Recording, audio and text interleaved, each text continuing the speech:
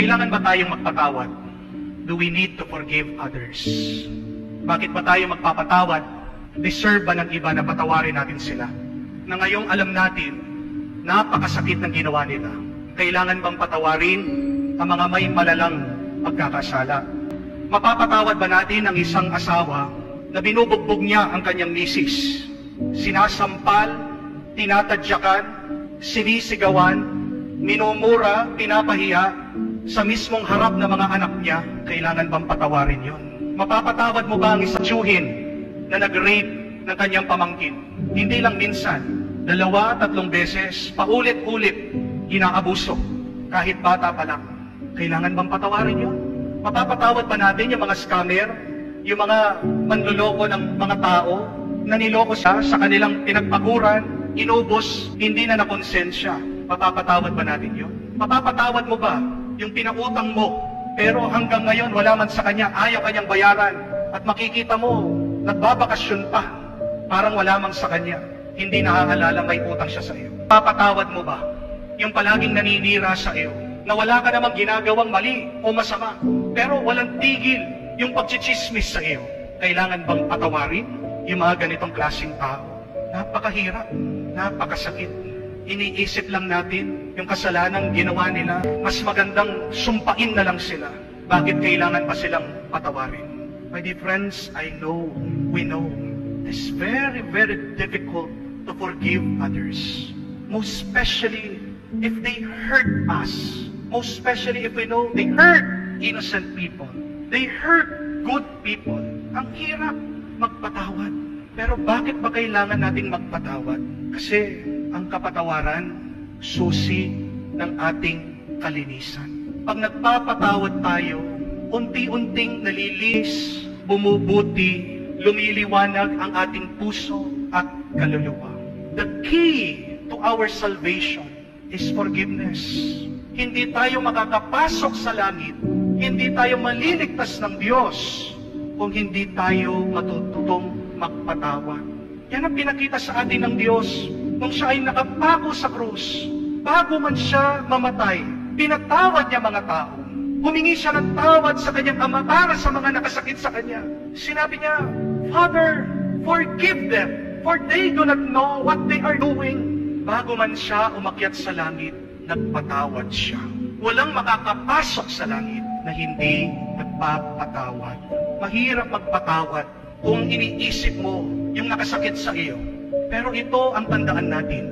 Pag ikaw ay nagpatawad, ginagawa mo yan hindi para doon sa nakasakit sa iyo. Ginagawa mo yan hindi para doon sa nagkasala sa iyo. Ikaw ay nagpapatawad para sa iyo din. Tingnan niyo po yung salita ng kapatawaran sa salitang English. Forgive. It means you are giving something good to yourself. When you forgive, you are gifting something good to yourself. Ginagawa mo yan para sa iyo, hindi para sa kanya. Para maging mabuti ka, para maging payapa ka na. Paano tayo magpapatawad? Kailangan sabayan natin ang dasal. Mahirap magpatawad na hindi nagdarasal. Kaya nga po sa ating ebanghelyo, itong turo ng ating Panginoon ng pagpapatawad, kakambal, kasama, itong kanyang turo ng paano ba tayo magdarasal. Jesus first taught the Lord's Prayer. And then after that, He continued His teaching on how to forgive, on why we should forgive. Because forgiveness is a spiritual activity. Forgiveness is a spiritual path.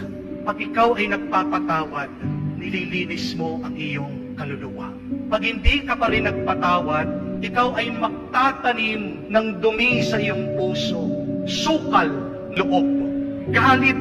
Parang ikaw ay naglalagay ng dumi, basura sa iyong isip at puso. At habang tumatagal ang galit dyan, nagiging lason at naapektuhan ang lahat ng iyong katawan at buhay. Hindi ka makangiti, hindi ka matahimik, nahihirapan kang maging masaya, walang kapayapaan. The quicker that you forgive, the quicker you can be happy, the quicker you can be at peace. Madali pong magpatawad.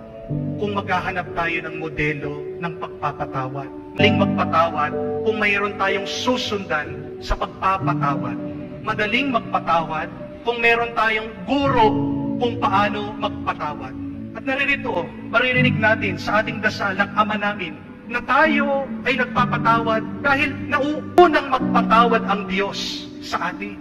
There is no better example of forgiveness other than God, other than Jesus. Isipin niyo po, napakarami nating pagkakasala at raso sa Diyos. But time and time again, He forgives us.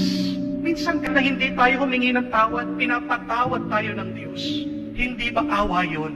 Hindi ba pagmamahal ng Diyos yun? Hindi mo ba nakikita ang kabutihan ng Diyos yun? Para po sa akin, isa sa modelo ng pagpapatawad ay yung sikat na si Cherry Pie Picache. Kilala niyo ba siya? Naalala niyo po kung ano yung nangyari kay Cherry Pie? Pinasukan po yung bahay nila. Merong magnanakaw. Ang dinatnan po yung nanay niya. Sa pagnanakaw sa Taranta, napatay itong magnanakaw yung ina niya. Nahuli yung magnanakaw, kinulong. Alam niyo po yung ginawa ni Cherry Pie? Pinuntahan po niya, binisita po niya yung nakapatay sa kanyang ina. Nagkaharap sila. Ang sakit, talagang umiiyak po siya. Sinabi niya kung gaano kasakit. Sinabi niya na, kinuha mo yung ina ko, kinuha mo siya. Pero papatawarin kita. Kasi gusto niya maging masaya. Gusto niya maging payapa. My dear friends, forgive. It is for you. You deserve peace. Do not delay in forgiving. Huwag mo nang patagalin pa. Sino ba yung mga tao na napakatagal mo nang dinadala sa iyong isip, sa iyong damdamin? Naging laso na sa iyo. Pagkasal mo sila at patawarin mo na sila. Yes, I know, sometimes we want to correct our past. We want to erase our past.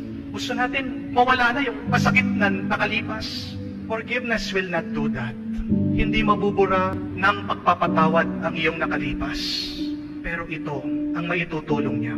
Pwede niyang baguhin ang iyong kinabukasan. Forgiveness could not change and erase your painful past, but it can transform your future to something good, into something better, into something more peaceful that you deserve.